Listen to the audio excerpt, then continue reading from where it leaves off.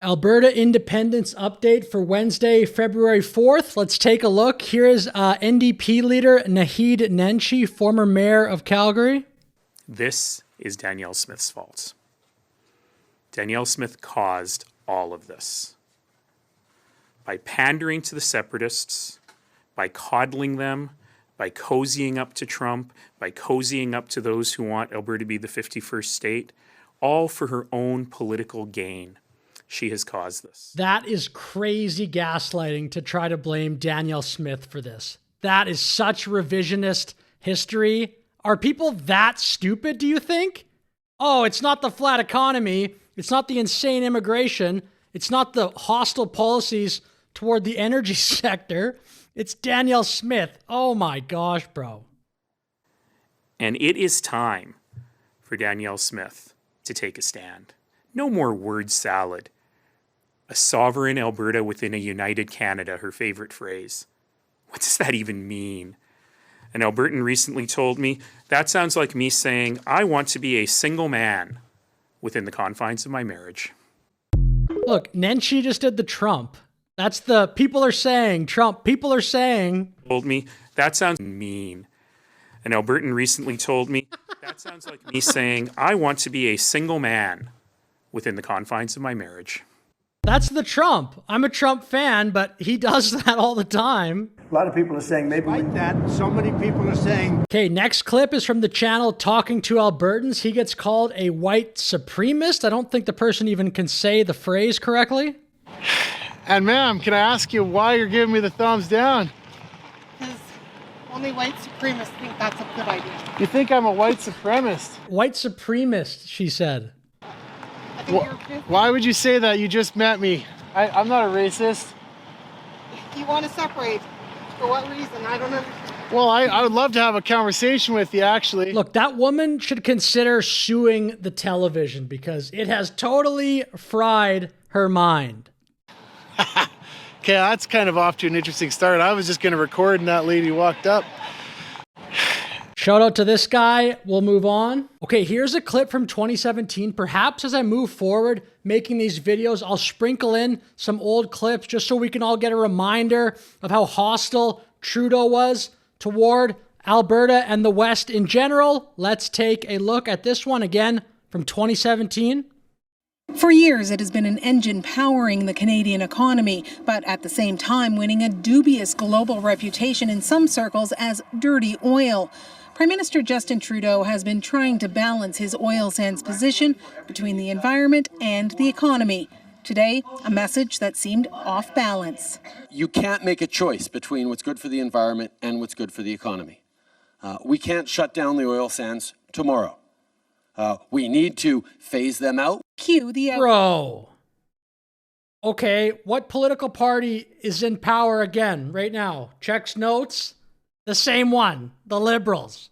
Rage. Wild Rose Party leader Brian Jean tweeted at Trudeau, if you want to phase out the oil sands, you'll have to go through me and 4 million Albertans first.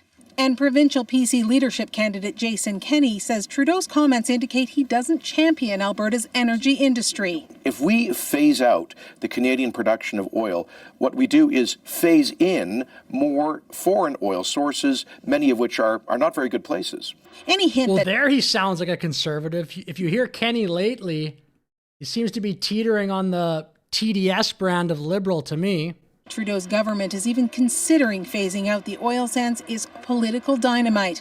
Alberta Premier Rachel Notley quickly posted reassurances on social media. Alberta's oil and gas industry and the people who work in it are the best in the world, and we're not going anywhere anytime soon. Okay, so for this point of the video, I'm going to scroll down this X account called Alberta Secession Why, and then I'm going to stop at one of the posts that I think is quite fascinating and then show a Joe Rogan clip. They're talking about American politics, but I actually think you could apply what Rogan and Elon Musk are saying to the current situation in Canada, and it's not a good thing. A permanent Liberal government in Ottawa is what I was talking about in the post below. There is no chance a Conservative Party is riding to Alberta's rescue soon or ever. Due to changing demographics caused by mass immigration, Canada's fate is sealed. Free Alberta. And they're quoting in this post from Paul Mitchell here, some data that came out yesterday on some Main Street poll, which I also covered. Now I'm going to show, though, the video with Musk and Rogan. If we don't elect Trump, I think we will lose. We will lose democracy in this country. We will lose the two-party system. This was right before the 24 election in America. And let me explain why. So there's only like six or seven swing states. The margin of victory in those states is small, often like 10 or 20,000 votes. What the Democrat administration has been doing is importing vast numbers of illegals into swing states. You can look at the numbers on the actual government website, meaning you don't take my word for it. You can just look at the numbers as reported by the government, which is controlled by the Democrats. I mean, you could definitely argue there's a similar phenomenon happening in Canada, but it's not with illegal immigration. It's just with a crazy uptick in legal immigration, and probably an immigrant, at least for the first few years, will be incentivized to vote left of center or for the political party. They think they're going to have more incentives, government incentives, housing, stuff like this. Probably the incentive would be to not vote conservative. Maybe that would change after a few generations of living in Canada. But to this initial Twitter post that we were talking about, I think it would be very difficult to argue the case that a humongous uptick in immigration is good for the Conservative Party. Okay, check this post out from Table Salt, released about an hour ago. Alberta leaving Confederation would cause a rupture in Canada like you can't even imagine. I agree. The shockwaves would reverberate for generations. First casualty, the Conservative Party of Canada. I mean, I've been talking about this a little bit lately, maybe not exactly that, but it would be the single biggest event in Canadian history. That's quite the claim. I mean, I haven't thought about that, but he might be right. Would Alberta voting for independence be the single biggest event in all of Canadian history? It might be. I mean, I just haven't really conceptualized that yet. I mean, probably it would be. And okay, final topic for this video. Apparently, British Columbia wants in on the action. Here's a post from Jason Levine. Hey, everyone, give BC Prosperity Pro a follow. We'll take a look here. BC Prosperity Project. Grassroots voices, accountability, future of BC. Remember when immigrants were proud to come to Canada? I mean, that would be nice. Learn the culture, study Canada and its laws, totally. I will say, though, immigrants were told over and over, diversity is our strength. We need societies that recognize diversity as a source of strength, not as a source of weakness.